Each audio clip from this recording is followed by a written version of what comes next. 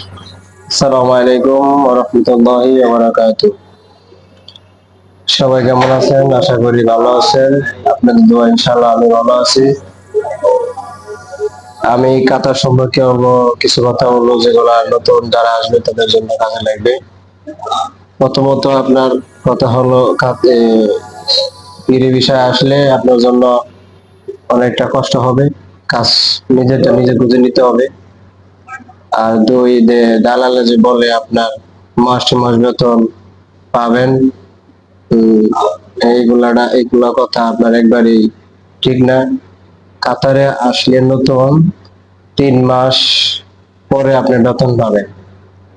3 মাস পরে আপনি বেতন পাবেন। আর দালালে যে বলবো যে আপনি 1500 রিয়াল, 2000 রিয়াল বেতন পাবেন, এই কথাটা ঠিক না। আপনি 1500 রিয়াল যদি বেতন পান, আপনার যারা পেরি বিষয়ে আসবেন তারা আপনার কোনো জায়গায় কাজ করতে গেলে এই শুক্রবারে আপনার গিয়ে হাজিরা দিব না। মাসে আপনার 26 দিন আপনার ডিউটি হবে। 26 দিনে আপনার যদি 6 থেকে 7 ঘন্টা হয়, আপনি 1400-1500 টাকার মধ্যে পাইতে পারেন আর কি। এমন হবে যে 60 টাকা ঘন্টা হয়।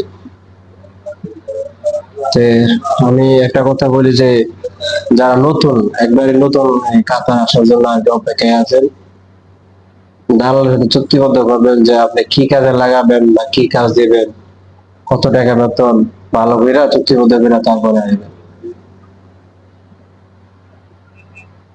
আর কাতারে আপনার 1500 রিয়াল যদি বেতন পান, আপনি 600 রিয়াল আপনার যাবে বাসা ভাড়া আর খানার বিল।